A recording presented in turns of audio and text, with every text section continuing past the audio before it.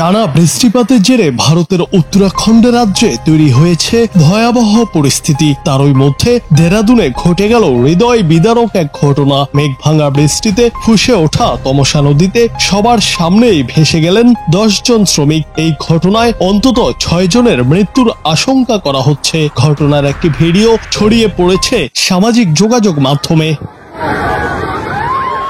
ভিডিওতে দেখা যায় দেরাদুনে মেঘ ভাঙা বৃষ্টিতে ফুঁসছে তমসা নদী। তার মাঝে আটকা পড়ে একটি ট্রাক্টর। কোনো মতে সেই ট্রাক্টর আঁকড়ে দাঁড়িয়েছিলেন 10 শ্রমিক। আমাদের বাঁচান বলে চিৎকার করে হাত নাড়ছিলেন তারা, কিন্তু শেষ রক্ষা হয়নি। তীরে দাঁড়িয়ে থাকা লোকজন তাদের উদ্ধার করতে এগিয়ে যাওয়ার আগেই সবার চোখের সামনে প্রবল স্রোতে ট্রাক্টর উল্টে যায়, আর কয়েক সেকেন্ডের মধ্যে সব শ্রমিক পানির নিচে তলিয়ে যান।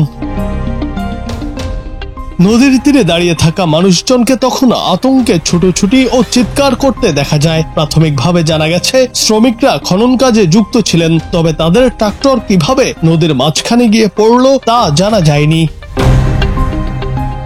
টানা বৃষ্টিতে দেরাদুন, মুসুরি ও মালদেবতা এলাকায় সড়ক ও বাড়িঘর ব্যাপক ক্ষয়ক্ষতি হয়েছে। দেরাদুনের প্রেম নগরে ল কলেজের কাছে একটি সেতু ভেঙে গেছে। উদ্ধার কাজে নামা দলগুলো প্রায় 400 মানুষকে নিরাপদে সরিয়ে নিয়েছেন। এছাড়া 25 থেকে 30 জায়গায় সড়ক ভেঙে গেছে, বিকল্প পথ বিচ্ছিন্ন হয়ে গেছে, বহু ঘরবাড়ি ও সরকারি স্থাপনা ক্ষতিগ্রস্ত হয়েছে।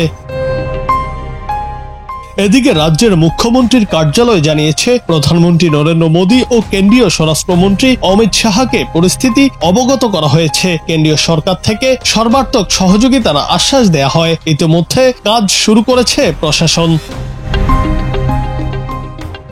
জুনায়েদ আহমেদ, বাংলা টিভি।